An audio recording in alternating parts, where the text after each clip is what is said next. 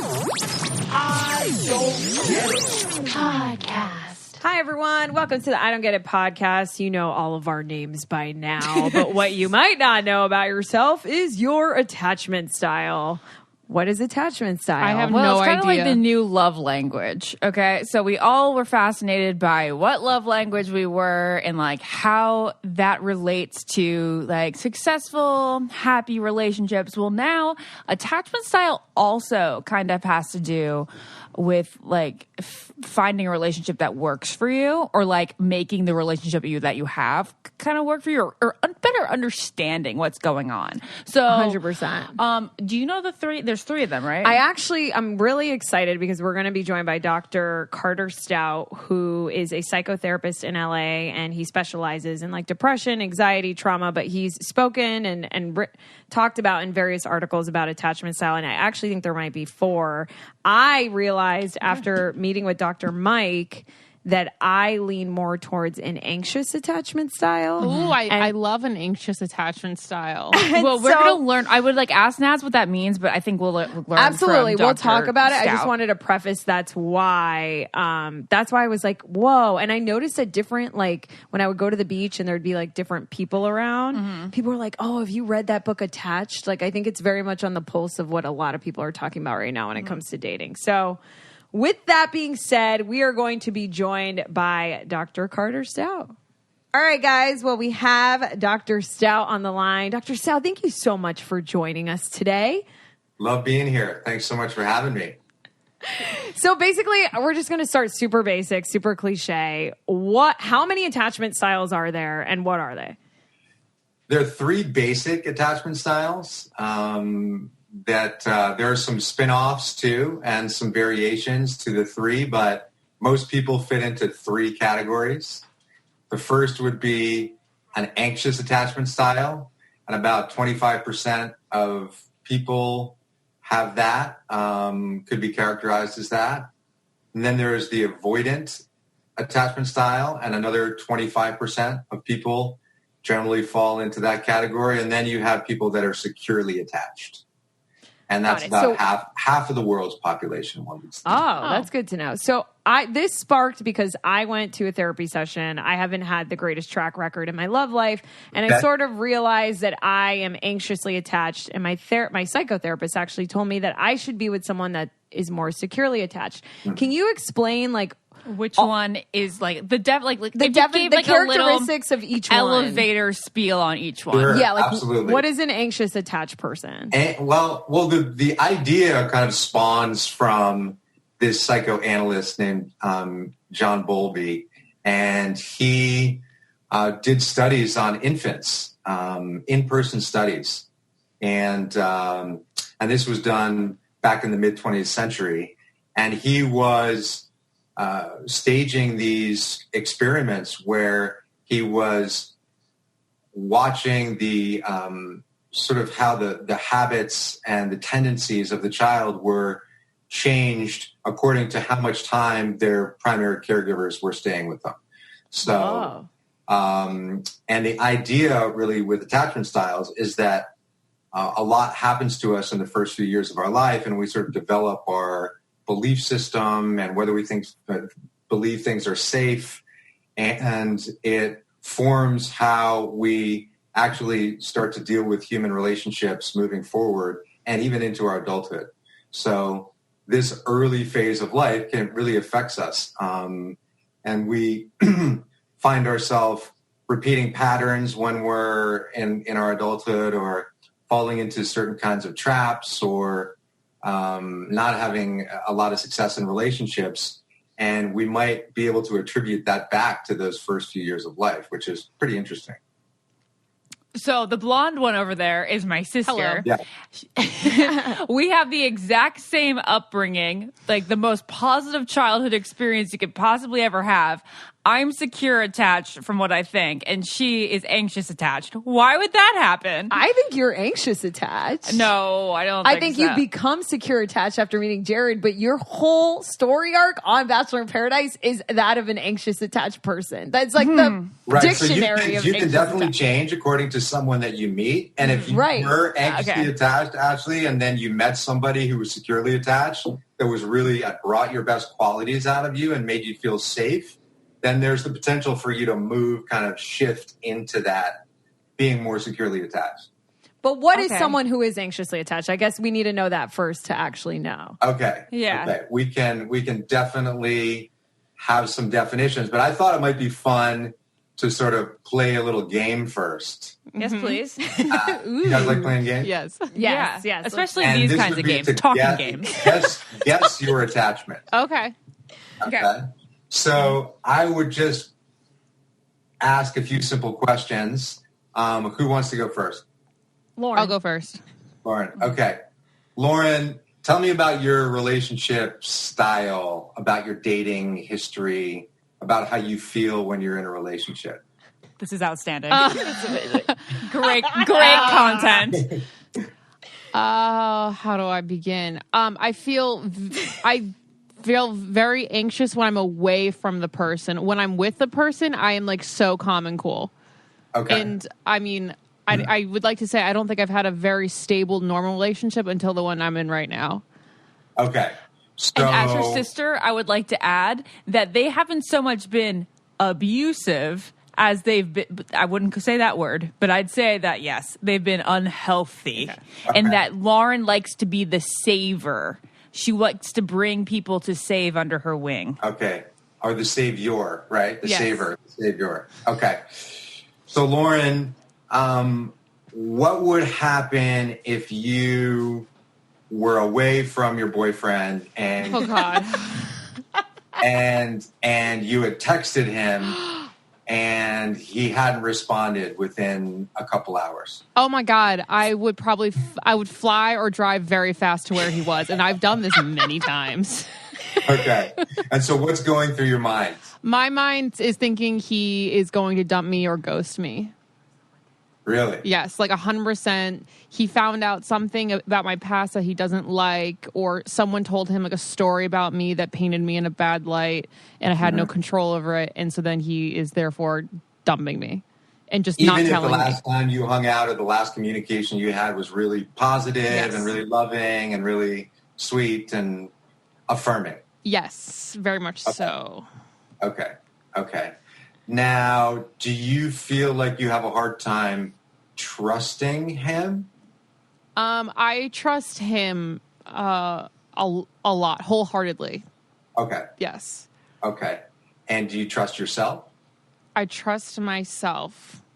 Hesitation in that sentence.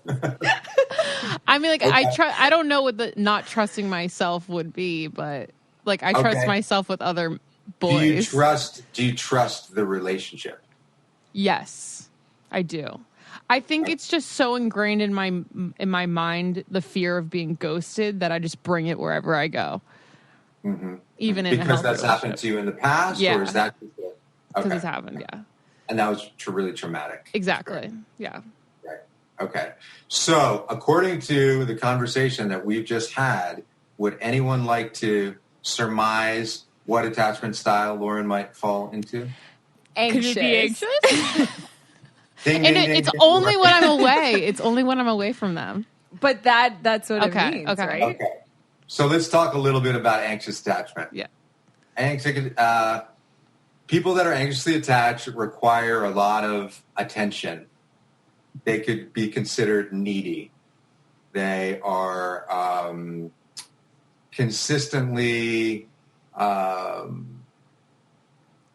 feeling as though they're not safe in the relationship, especially when they're away from their partner. Okay. They worry about things. They're in their head a lot. They think about the catastrophic scenarios that might happen, like, that your boyfriend might find out something about you, right? which is just sort of a fantasy that you're concocting in your brain. Yeah, it's like worst case scenario, and honestly, I think I've told it's not him really everything, like based in reality, right? Right. People who are anxiously attached sometimes have a tendency to meddle in other people's affairs, having a difficult time with friendships, feeling as though people are unreliable and they're not giving them the time that they deserve. They can be pessimistic, argumentative, unwilling to concede their point. They don't want to be left alone. They constantly need reassurance. So those are some of the qualities of being anxiously attached. Does some of those qualities fit your style? I feel like I'm not super needy, but I do when I'm away, I need a text maybe every 2 hours or I'll go off the deep end. Okay. She's needy, but like not in the way that like the guy knows she's needy, but like her friends know that she's literally sitting on the toilet waiting for the text. In the toilet, meaning that my nerves live in my bowels. Right. Okay. Totally understood. And necessary human function. Yeah, right? yeah. I don't think I've gotten more compliments on a pair of sunglasses in my entire life. Which one? And the thing is, I don't even like sunglasses, but I like these sunglasses, and they're movement sunglasses. This isn't like this. They're the only ones that they're my reliable pair. I have one in every purse. They're just, they look so expensive that they feel expensive. And they're actually quite affordable. If I wear them in any Insta story or out anywhere, I guarantee I'm going to get a compliment. They look kind of like, I don't know, like a high-end designer, but they're the Revealer Slim sunglasses, Reveler. You guys check those out. Slim sunglasses. They're so cool. They also have blue light glasses, which are all the rage now that everyone's staring at their screens. And it's also, the blue light glasses are just cool if you want to like kind of like hide your face for a little bit. You're not wearing tons of makeup. You want to look cool and you want to look effortless and you want to look smart. 100%. You know?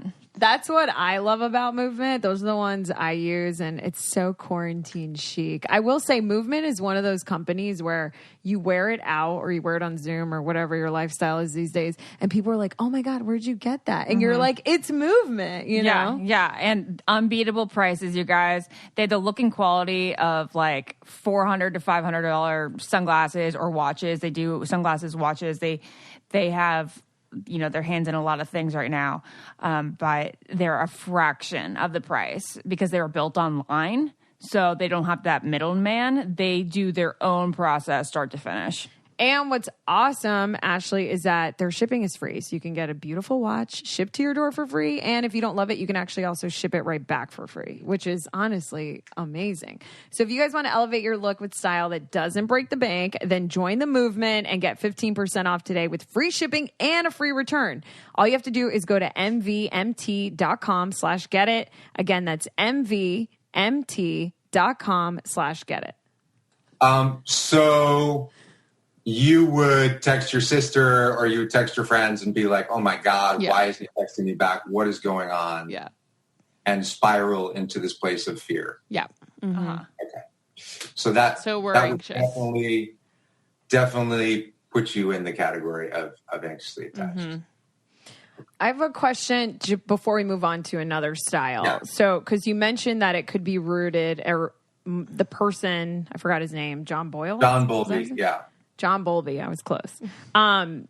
That it manifests itself early on. I am also anxiously attached, and I think I'm moving to more securely attached. He hasn't diagnosed it. Let him diagnose it. Are we going through everyone? Yeah, we are. Oh, sorry, I didn't realize you were going. Ashley's so excited. Okay, Ashley, you go next. No. But sorry, doctor. That's okay. That's totally fine. What I want to say, though, is the template that John Bowlby set up, the way that I look at attachment styles is that it's not really wholly dependent on the first few years of life, that it can extend in throughout the childhood and maybe even into early adolescence. You know, things happen to us when we're kids that are emotionally traumatic. Like we get bullied or we get teased, or, you know, we have an older brother or sister that we look up to that doesn't give us the time of day, or we think is super cool, and we feel less than. Our parents split up and get divorced. There are all kinds of things that can happen, right? Whoa, okay. In these early formative years that can affect our attachment style. Your attachment style, interesting. Yeah.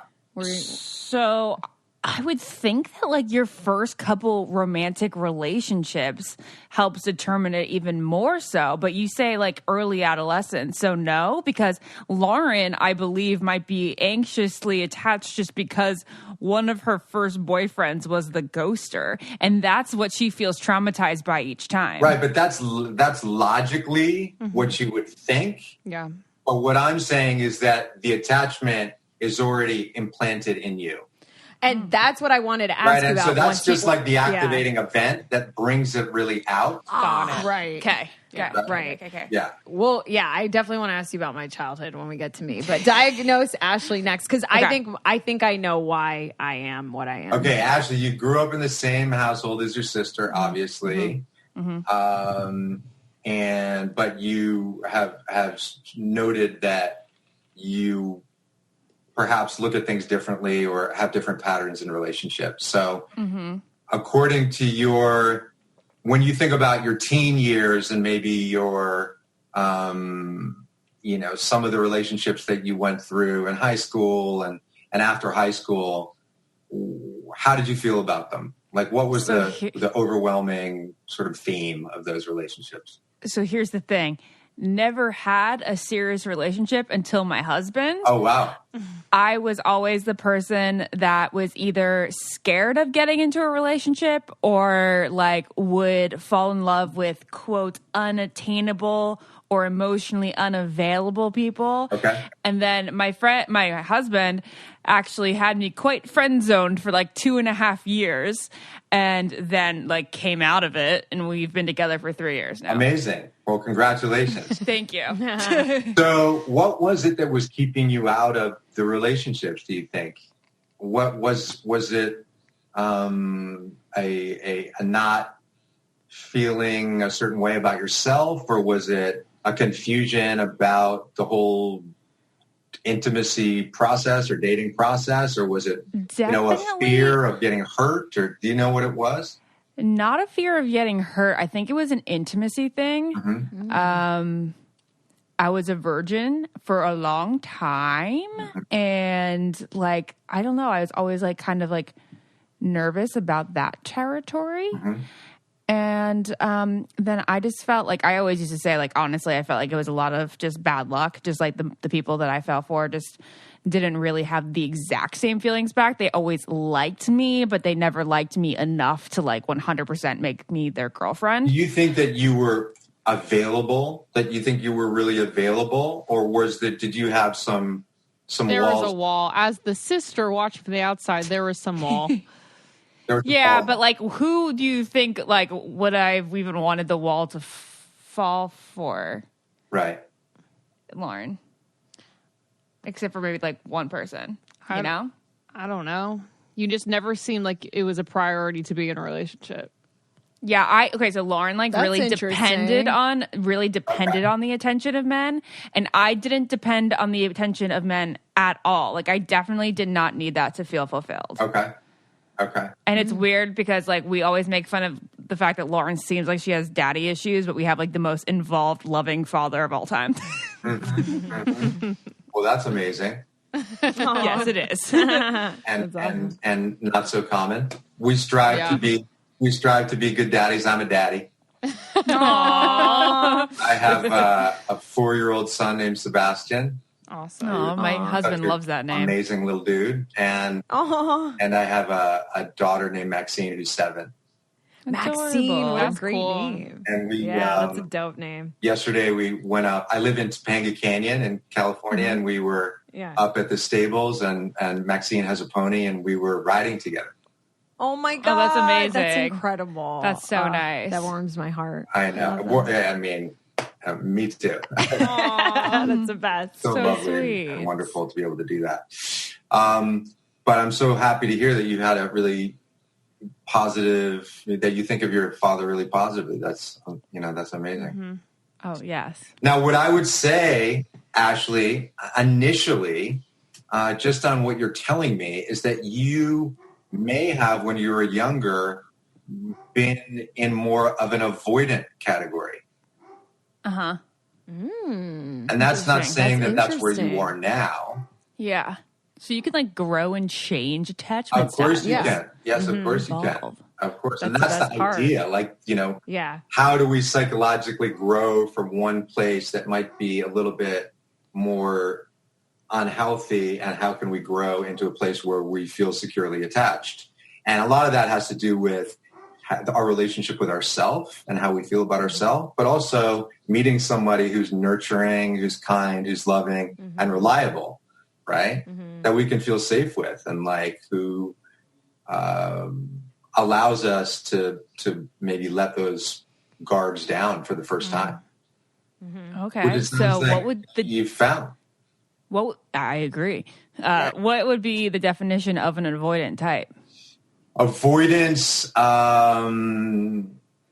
they're, in regards to relationships, they're a little bit timid and a little bit cut off from their emotions. They are a little bit uncomfortable with intimacy, with really kind of showing themselves. They want to have a loving connection, but they don't really know how to make that happen for themselves. There is like a deep-rooted fear that if they really show themselves, they might get hurt. They might get, not treated well. They have maybe an unconscious fear that they're going to be abandoned or rejected by somebody. And that might not be present in their conscious mind, but it's more sort of deeply rooted in their psyche. Okay, if that makes Would that correlate to their childhood? It could. Being abandoned as a child? Although you guys grew up in the same household, I'm sure that you had different experiences, right? Yeah. Different experiences with friends, different experiences with school, very much classmates and school, and the things that really have an ability to shape how we perceive ourselves. It's Rothy's time. Rothy's. You guys, I'm not stopping talking about Rothy's until every one of you have a pair of these comfortable, washable, sustainable shoes and bags. You know, they're the only flats that don't cut up the back of my ankle. There's no break-in period because they have this seamless knit-to-shape design. They're made from recycled water bottles and marine plastic, so it's eco-friendly. You're doing a good thing for the planet by buying Rothy's. Meghan Markle wears them. Vogue loves them. Do you need any more selling points? They have transformed over 75 million bottles into shoes, handbags, and face masks. Unbelievable. Wait, Lauren, you have another one? Well, CNN says they're the comfiest slip-on shoe they've ever experienced, and the quote favorite shoe of all time. And I know some of you guys are going back to the office and you're used to wearing your sweatpants and slippers, and these shoes are the closest you're going to get to your slippers. So I would say get these. To me, that is like the best selling point. My favorite thing about Rothy's is if you're OCD like me and you hate when there's like things on your shoes, these shoes are washable, durable, and flexible. Their signature thread is like made from repurposed plastic, and it minimizes their impact on the planet, maximizes comfort for you. I literally throw them in the washing machine. And that's how amazing this is. So guys, check out all the amazing shoes, bags, and masks available right now at rothys.com/getit. That's rothys.com, rothys.com/getit. Style and sustainability meet to create your new favorites. Head to rothys.com/getit today.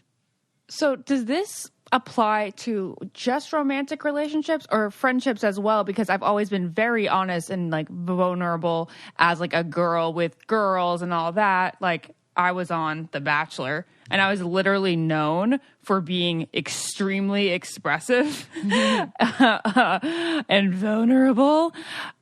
But yet I can also still be avoidant when it comes to romantic relationships. Right. By the way, just a side note, I know that you were on The Bachelor because I watched you on The Bachelor. Okay, that's amazing. Okay, great. So a little of that background you may have already known. A little bit of your backstory. Okay, great. Thank you. Wait, this is great. We thought we were talking to someone who has no idea like who you were. Just so right. funny. No, my wife Jenny is diehard. Love it. Oh, we'll say hi to her, please. Well, thank Jenny. She's probably the reason you're sitting with us today. No, I tried. When I got the email from you guys, I was like, she would murder me. Exactly. That's awesome. Exactly. Well, Jared just took the dog for a walk, but he says hi too. Oh, cool. So we tend to, especially with our very close-knit friends, feel we can cocoon with them and we can feel safe with them, right? But when it comes to something like a romantic relationship, they're more enigmatic and they're more, friendships tend for most of us to come fairly naturally. At least, avoidance might not be the most popular person in the whole entire class, but have a few very close friends, right? Yeah. But certainly the attachment style would translate more to romantic relationships being uncomfortable. So. Okay. I bet there's a lot of correlation between attachment styles and like your horoscope, because I feel like an anxious person is so like a Virgo, like overthinking all of that. And then avoidance, I don't know this other signs other than my own, but I'm sure it's like someone Probably Scorpio, because that's the one that like breaks everyone's heart. Scorpio really seems avoidant, based on the fact that like the two main like romantic relationships in my life have all been Scorpios. I'm a Scorpio, and it took them a bit. Okay, well, so many zingers, Dr. Stout. So many zingers. Scorpios, yeah. I don't know that much about my astrological sign, but I just know that I like being a Scorpio. Yeah. No, Scorpios are we tend to be usually intense very and thinkers. People are drawn to them. Yeah, for sure. Okay. Also, the avoidance kind of makes sense for me in the way that like I was so fearful in my 20s as a virgin that would be the reason that guys would reject me. Whoa. So I would hide that element of myself as long as possible. Well, there you go. Well, that's not like surprising to me. But that's so. I think Dr. I've always Stout, known that. But to it's put hard the for label people to on it. pinpoint. That's a great I think. awareness that you're having. Yeah, that's so good. And so, and I'm sure that you've thought about this a lot, and you've probably even spoken about it. But what was it that was keeping you from having a physical relationship with someone? Why were you holding on to your virginity for so long?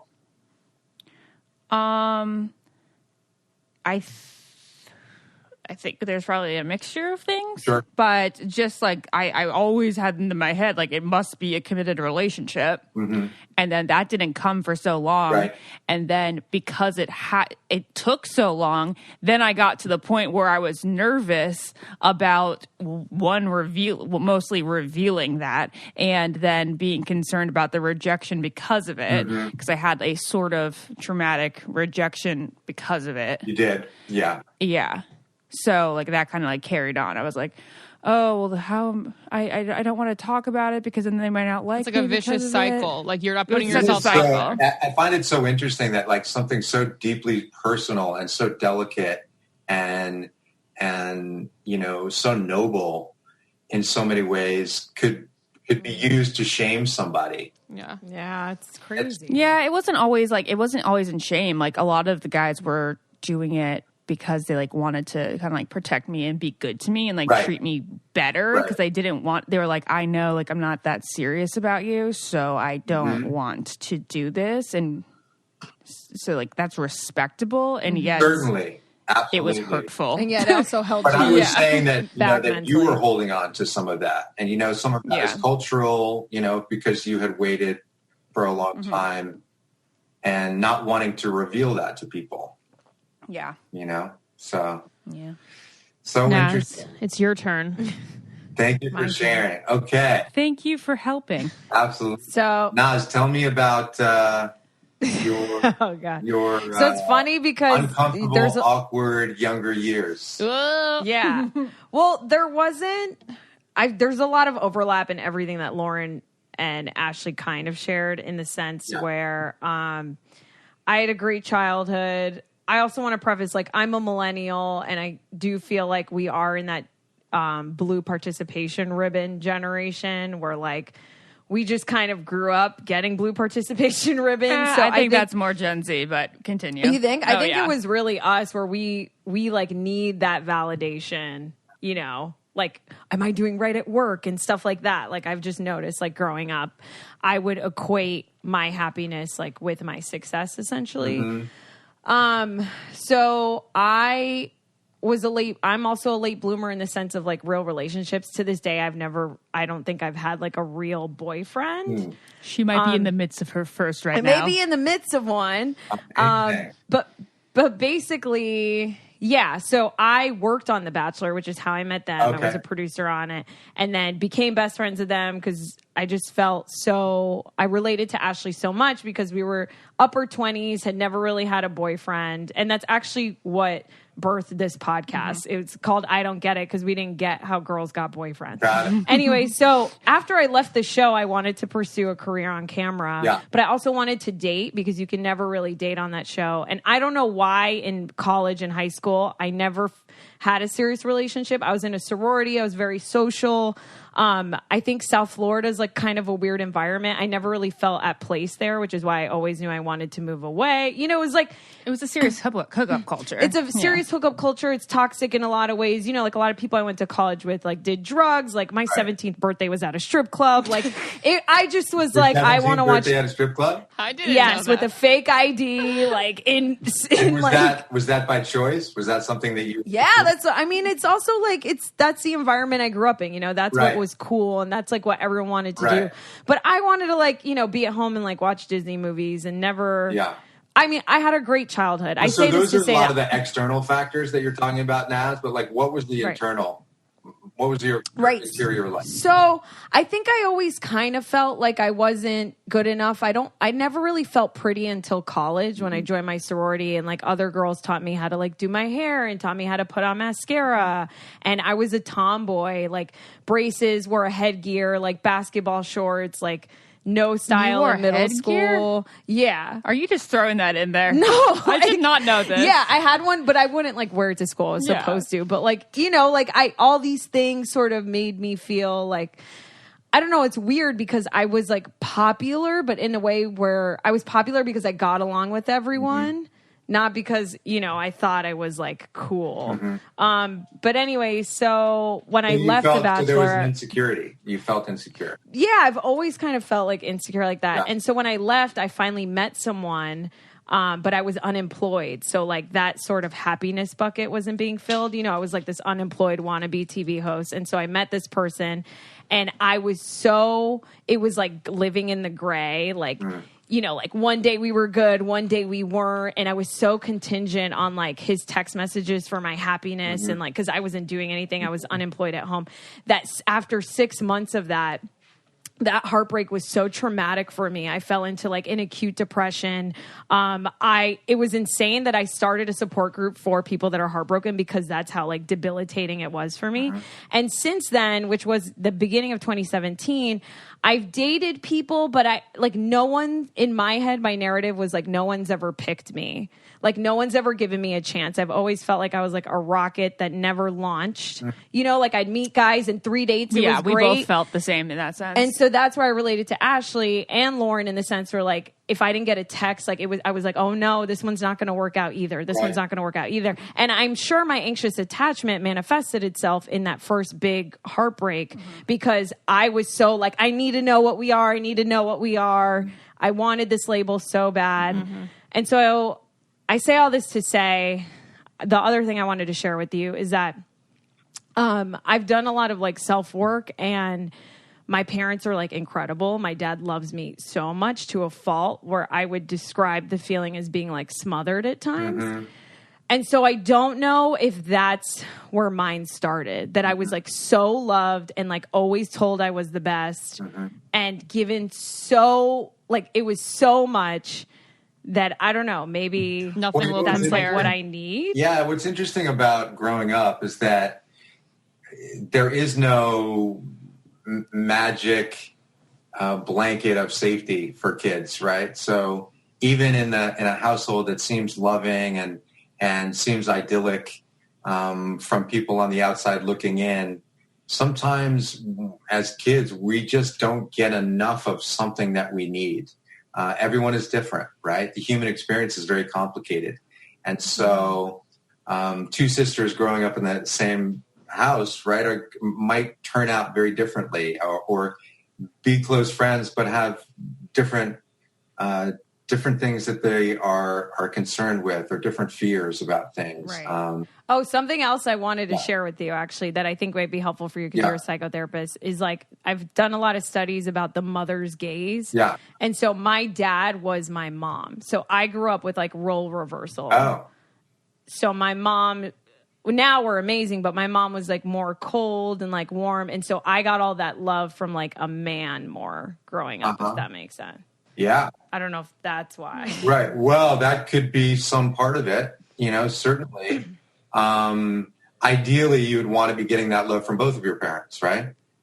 Mm-hmm. And sometimes when we have such a strong bond with our father, we want to find somebody who emulates that, that paternal figure that we really look up to and we trust. And it's hard to find. Yeah, especially in LA. Right. It's like so hard. Right. And and I've noticed that most of the men that I've been attracted to were avoidantly attached. And I also don't know what that was about. Do certain styles attract or repel other styles? Well, if you can imagine this, imagine an avoidant and an anxious.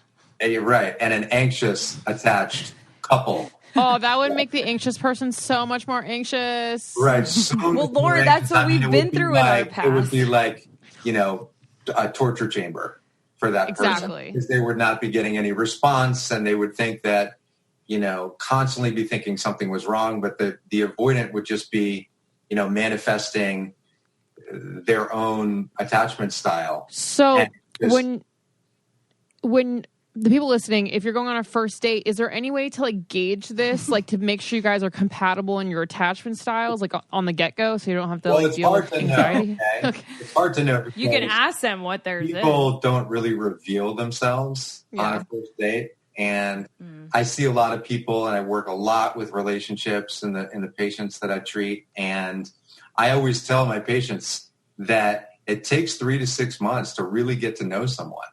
Oh. And the way that things are set up right now in society, especially for people of younger generations, is it's like immediate gratification. And swipe left, swipe right, find somebody in your neighborhood, go and meet them, and jump into bed. There's a lot of that's going on, and it's really fractures someone's ability to really methodically take their time to get to know someone. And I'm a traditionalist in that way and think that it's really important that you should get to know someone because you don't want any surprises down the road. And people are generally on their best behavior in the first few months. Yeah. And you don't really get to see them, in their dysfunction. So, as a therapist, how many dates do you think that people should wait before they're intimate? Before they do the deed? Yes. Yeah. Well, I think that's certainly up to the consenting adults. Consenting adults. I don't think it matters. No, but I want to see if I certainly encourage the people I'm working with not to sleep with one another for a month. A month. Mm-hmm. Oh, interesting. And so if that means they're going on 4 dates or if that means they're going on 10 dates, I say use the first 30 days as just sort of a period of time to appreciate the other person, to get to know them a little bit better. You can be, intimate in other ways. I'm just saying to have sex with them, right? Which is really kind of diving into real intimacy and something that is, for a lot of people, including yourself, Ashley, right, is a very sacred thing. Mm-hmm. Wait, so am I anxious attached? I am, right? Sorry, I needed the diagnosis. Well, what's interesting about you is that it seems like earlier on you may have been a bit avoidant. Yeah. Mm-hmm. Right? And then you have perhaps with sort of societal pressure telling that you needed to be in a relationship, and you feeling maybe that you were a late bloomer and wanting something really badly, that created anxiety for you. Like, I need to have this thing, and I don't want to miss the boat. And that sort of has morphed into maybe more of an anxious attachment style. Mm-hmm. Oh, like Ashley said, why do you think I've always dated avoidantly attached people? Is it because she has secretly been an avoidant and wanted to also, it's secretly somewhere in her subconscious not wanted it to work out because she was scared of it?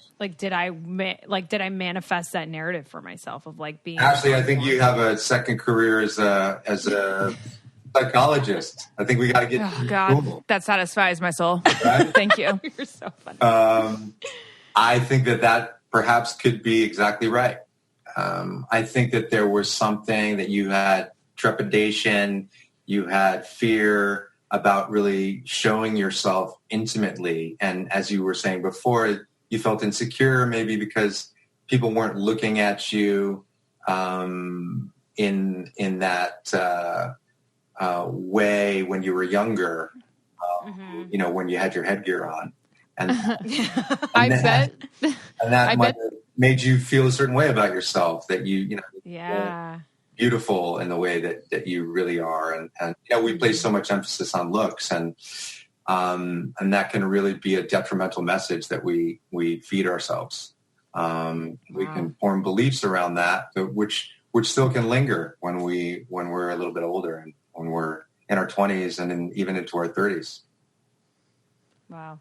That makes sense. That tracks. I was just going to say that I bet that from a guy's perspective over the past 2 years of guys you've dated, I bet they went to their friends and they were in the anxious stage maybe, and they were talking about you, and they're like, there's this girl who's just avoiding this relationship, and they kind of probably flipped it on you. I bet you broke hearts and made guys anxious and all this stuff. So in the last 2 years. Yeah, in the last 2 years. Definitely did. Yeah. Maybe. Yeah, no, definitely. Maybe. But the ones that I really, really liked, you guys know last year, the big one, I really, really liked someone last year, and it felt, again, 3 dates, it felt really great. And then I truly, in my heart, not embarrassingly, feel like this person walked away from something that actually would have been good. Yeah. Mm-hmm. And I think he was just too much too soon, or I don't know, but scared it was just to show who he You just really went on 3 dates? That was it? Yeah. And did you spend time in the interim, outside of the dates? No. Okay, no, so you didn't really know him. Yeah, that's true. Mm-hmm. You had him maybe up on a pedestal, right? Yeah. Hey, Lois. Yeah. Yeah. Definitely on the pedestal, for sure. Right. For sure. Right. And now you're with someone that you feel is a good match for you, and you're moving forward with that? Is that... Right now, I am in, just like you were saying, that 3 to 6 month phase where I'm terrified in two ways of it working out, it not working out. And I'm so grateful for the experience to actually get close to someone and get to know someone. Yeah. And I think I'm working through my anxious attachment and becoming more and more securely attached to it. Amazing. And I'm hoping for the best. I don't know. I think I was very about it working out. Tell me what are your fears about it working out? I don't know. Well, it's never worked out for me before. So what is that? It's fear of the unknown? Yeah, it's fear of the unknown. Even, I don't know how to cohabitate with another person. Mm-hmm. I don't know. Does it have to happen that soon, though? Do you have to cohabitate? Can't you live apart for... No, I mean, when I mean cohabitate, I mean like genuinely be around someone else. I don't know. I'm scared of like losing myself, you know, like being independent Naz. Like I've lived by myself. I travel by myself. Who am I going to be with someone by my side? Right. Those are avoidant tendencies though. Oh, really? Yeah. Look at you. Look at that. You're different than you thought. Wow. Yeah. Those are avoidant tendencies, right? To say I'm being protective and like, I don't want to lose my independence and those are all, you know, conscious ways to protect ourselves, right? To keep people at a distance. Because whenever she talks about this guy, she's like, I really like him, but I'm scared. Like, we're so different. Like, it's almost like she's always trying to talk herself out of it. I think I'm just trying. I think I'm always bracing for impact, which is why I thought I was anxious. Mm-hmm. I'm always bracing for impact. Like, I don't know what's going to happen, so I'm scared to be super excited and happy. And I was going to say, you're both. Whoa. Oh, because he said there were spinoffs. Yeah, is that a spinoff? So am I a spinoff? Right.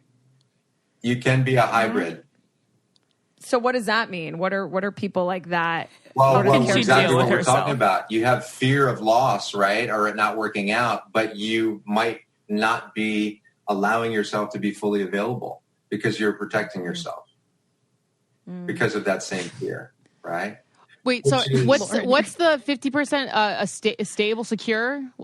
Securely attached. So you got two of the worst ones, Naz. You're exactly. But that's okay, Naz, because you can totally transform into someone who is securely attached. You just have to really, you know, and this is what I tell all the people that I work with. You just really have to, the most important relationship you're ever going to have is the relationship with yourself. Mm-hmm. And so it's how much you love yourself and how much you care for yourself and how much you believe in yourself. And according to how healthy your relationship is with yourself, all of the other relationships in your life are going to flourish. Mm-hmm.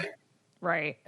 And I think you're 100% right. And I have perfectionism disease. So I've been really working on loving myself. And that's been like a journey I started like 2 years ago. So it's hard. Well, it's hard because I'm like so hard on myself. These two ladies by your side, you know, that are your great friends and that sense of validation and that sense of safety that you have and people that are lifting you up. And, you know, I just totally encourage you to surround yourself with those types of people, you know, people that make you feel good about yourself, but also, you know, I firmly believe this and that we all have a soul and that our soul is our authentic self. It's our essence. Mm-hmm. You know, it's all of our best qualities. And so I do a lot of work with people to try and reconnect with their soul. Oh, I love that. Right. How do we learn the language of the soul and that is something that, you know, I think you should think about, like that there's a part of you that doesn't feel insecure and doesn't feel judgmental about things she's done and really just deeply, deeply loves herself. And tap into that. Yeah. I have a question. Yeah. When you were saying about like coming in touch with like your soul or regaining your soul, do you think that we lose it through like adolescence or something? Because I feel like when we're kids, we're like so joyous and present, and then we're just lose our soul. You're 100% right. Okay. The soul, the way that I think of the soul is our pure consciousness that's untethered to human experience. Okay. Come into the world as these, you know, very trusting, loving, kind, generous beings. And then the process of being a human being starts. Yeah.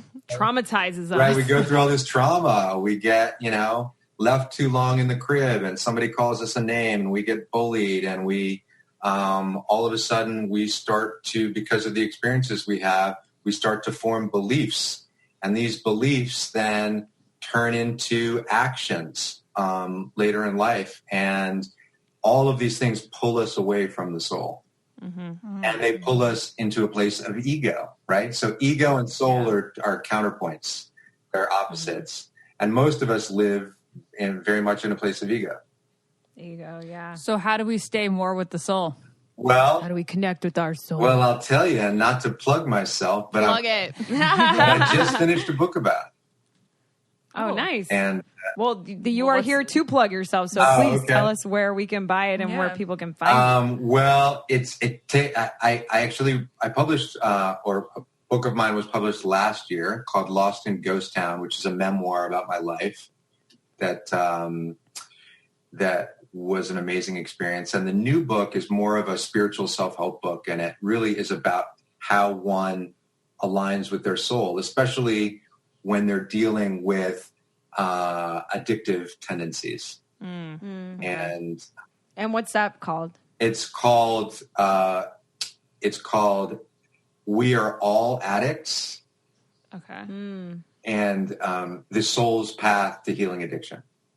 Oh, very cool. Oh, I love that. Very That's nice. interesting. So Wow, look at that. So the hypothesis of the book really is that the way that we look at addiction, especially in Western culture, is with a lot of shame, and we stigmatize it, and we think of it a bad thing, and we think it's something that other people have. And the argument that I'm making is that it's actually energy that we all have in some capacity, whether it's food or it's vanity or it's anger or it's exercise or love, toxic relationships, that we all of us experience some form of addiction in our lives. And so it's something that we all share and therefore should be very compassionate about.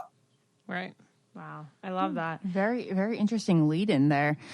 I want to know whether or not, we've talked so little about secure relationships or Secure attachment style that I had to think, I couldn't help but wonder, as Carrie Bradshaw would say, does this generation, we'll say millennials, do we have more of the avoidance and the anxious attachment styles than other generations because of just technology and the way that we've lived so digitally versus our parents who had to pick up the phone to flirt? I think that's who actually connected. Right. I think that you make a great point, Ashley, which is that all of the new technology and the way that we communicate really inhibits our ability in most cases, especially during a pandemic, to be with one another, right? And be able to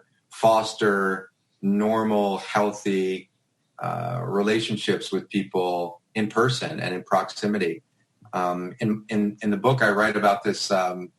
My brother, when his daughter turned 16, she had a birthday party, and there were 10 16-year-old girls around the table, and he looked up at one point, and all of them were on their phones, and they were all texting each other. What? Whoa, so they weren't even talking to one another over the table. Oh, no, that's scary. Oh, God, that's so right? scary. And so I think you're right. The way that technology is so prevalent in our lives right now is creating, I think, more anxious attachment styles. I feel like it's so rare to see a Gen Z relationship. Are they ever going to be in a relationship? A committed one? It's so crazy to me. Right.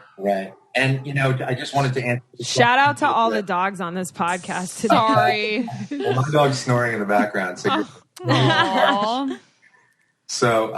in terms of getting in touch with our soul, it's something that the soul likes it when it is recognized.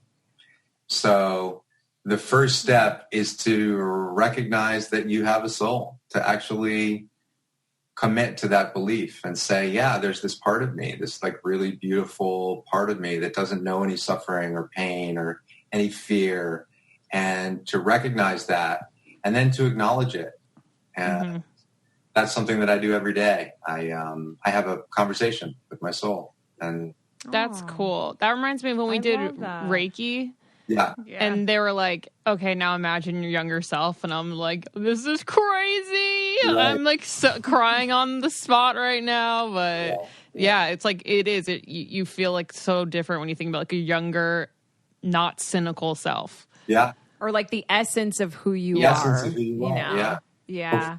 I love that you have a combo with what do you ask yourself or tell yourself in the morning? I actually asked my soul for to be with me all day and to speak through me and to take away my fear and to take away my anger and to take away my ego. And so I sort of asked for all of these things from my soul. I love that. That's great advice. That's so beautiful. I wanted to, not to backtrack and zigzag and have a, not chronological combo, but just for everyone listening, because the three of us got to go through stuff, but can you give us the other spinoff and what the characteristic of that is? And maybe also the characteristic of someone who is avoidant attached, not through the lens of Ashley and I, but just like, so people listening can be like, oh, that's what I am. Right. Avoidant attachment, they tend to have a difficult time engaging in relationships. They have their defenses up. They have difficulty with intimacy. This is anxious avoidant? No, this is just avoidant. Oh, got it. I think we did avoid it. Oh, did we do avoidant? Right? Yeah. I was wondering for the two spin-off ones. Like what is your anxious a avoidant? secure anxious or something? I think it would just be a combination of the two, right? The fear would not only be that somebody was going to leave them, but also the fear would be embodied by you really revealing yourself. So, okay. And the fear of revealing ourselves is really what creates avoidant attachment. The fear of someone really, us opening up and someone rejecting us. Mm-hmm. And then sounds like a fuckboy a little bit. But Case Kenny would call it a fuckboy. 100%. Right. And then being securely attached, you can imagine, is someone who feels as though what they have in a relationship is enough, is not waiting for the other shoe to drop, does not have a lot of anxiety that someone is going to leave them or break up with them, that feels that even if the relationship weren't going to work out, that they would be fine on the other side of it. How are 50% of people this? It's amazing, and I need to get to that sounds awesome. ASAP, because I feel like every heartbreak, and I'm trying to remind myself, I'm like, I'll be okay. I'm resilient. Right. I was okay after all the other ones. If this doesn't work out, I'll be fine. But then I have this anticipation of like, I will be devastated. I won't leave my house for a week if this doesn't. Oh yeah, completely. Yeah. They can be devastating, and I totally relate to that. But there are many people that are believe that they're with or without a significant other, that they're going to be okay. They're going to be. That's the key. I love it. But would you suggest that people who are either avoidant or anxious, like find a secure, and that's like kind of the only way it'll work? Like, can two anxious work? Well, the problem with anxious That's a great question. finding a secure oftentimes is that the secure has to be very patient and has to be very tolerant and has to be very loving and has to be in a good emotional place themselves, right? Yeah. And because an anxiously attached person can be a lot to handle. And so they have to really be invested and through their reassurance and through harboring a safe space for that anxiously attached person to slowly make them feel like they're being seen and they're being heard and that they're safe. Mm-hmm. I think that Jared and I were both avoidant, and that's why we had to be friends for 2.5 years. I think you're right. I think that's exactly right, actually. Wow. It was like your warm up, you know, like, is this going to be safe or not?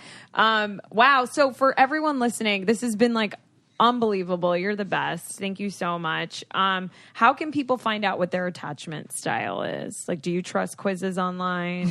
I don't have any quizzes, but I've written about it. You can find an article on my website that I wrote about it. You can find one on Goop that I wrote. Cool. Yeah. I do a lot of writing for Goop, and What's your website? Cool. What's Gwyneth Paltrow like? she's amazing. She's the best. That's so Yeah. cool. Oh, that's cool. That's really So cool. What's your website? my website is my name, just www.carderstout.com, and that's C-A-R-D as in David, E-R, Carder Stout. Carder. Yeah. Such a cool way to spell Carter, by the way. Thank you. It was my grandmother's maiden name. Oh, that's cool. Oh, that's that's awesome. beautiful. I Her like name it. was Maxine Carter. Yeah. Oh, Maxine. Oh, awesome. Maxine, In the after family. your daughter. I have one more question to end this. It's been lingering in my head ever since Naz was talking about her 3 dates, obsession, quote, quote.